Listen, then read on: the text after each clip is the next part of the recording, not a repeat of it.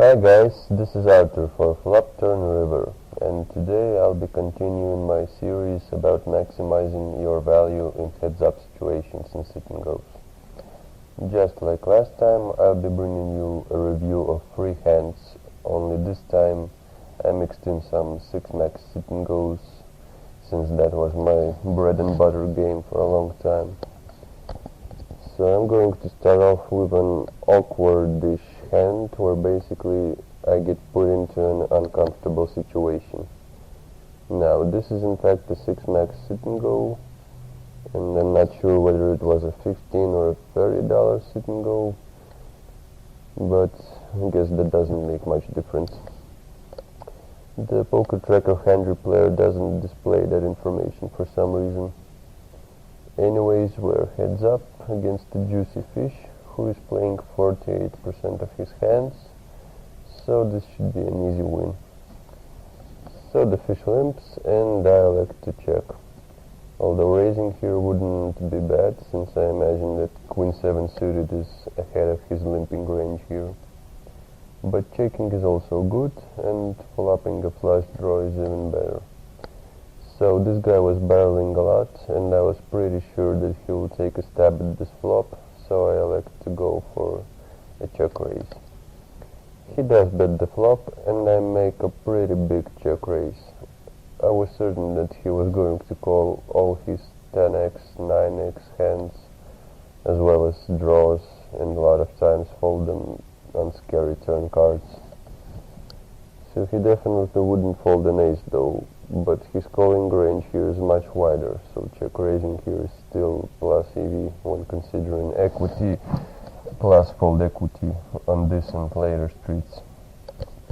To my surprise, he does something unexpected and free bets me, which makes this really awkward. He still might have good combo draws in his range, but hands like 10x and 9x are probably out of the question at this point, and that shifts his range to the stronger side, as well as eliminating any fold equity that I had. I don't think that calling is an option here though. Even though we're getting the correct pot odds, the stacks are way too shallow and there are no implied odds.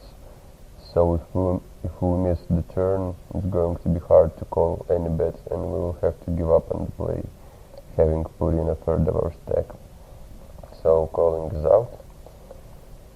If we look at our equity here, we can see that it's still pretty decent against the range that I'm putting him on at this point, which makes folding a minus EV decision.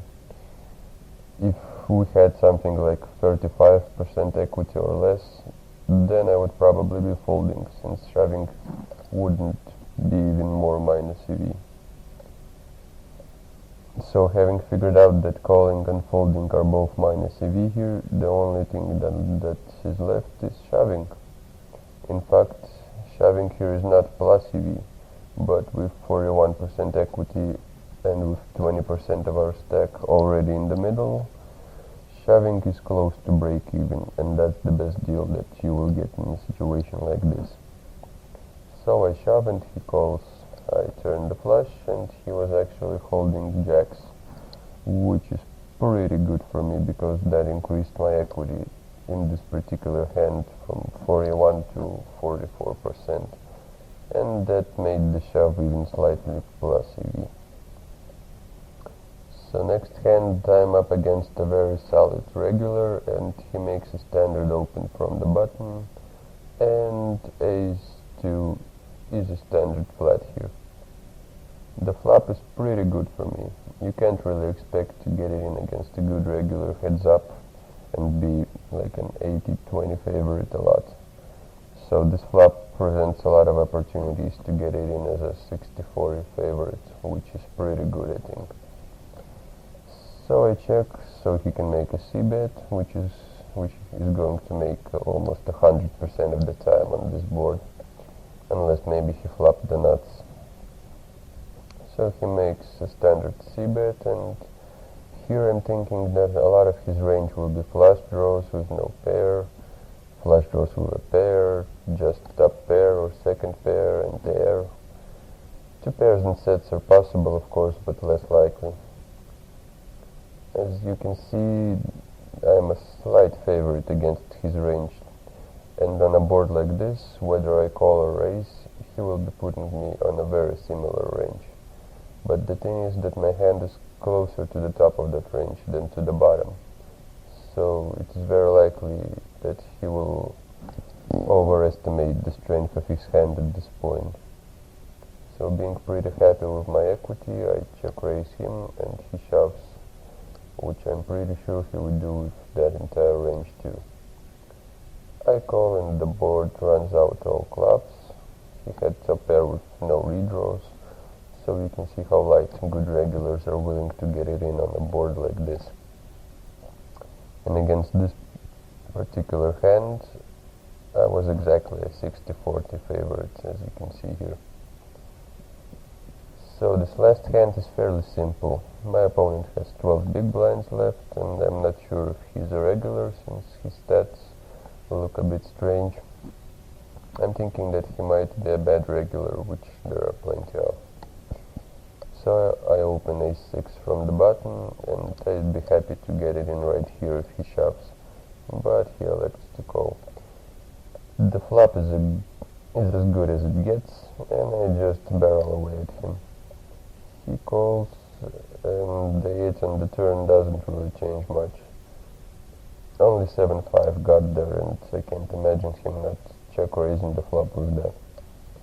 So I put in another barrel, and I guess I had a lot of tables open or something, so I was just putting in standard bets and haven't noticed that he had basically nothing left behind. So I should have just jammed the turn. Yeah, but anyway, he calls the turn and actually manages to fold on the river. So he's definitely not even a bad regular, most likely just a random fish. But let's imagine that at the beginning of the hand we had similar stacks with him.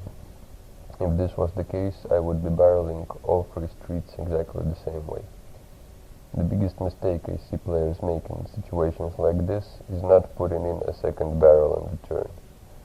The 8 is not a big part of his flop calling range, and he is likely to think that the 8 did not help you in any way too, so if he has something like ace-4, he will likely call another barrel on the turn. And the river is also great for a third barrel because it changes nothing, and he has shown weakness multiple times by check calling to streets and checking the river. So that was part 2 of this series, and I'm pretty sure I'll be making part 3, so stay tuned and thanks for watching.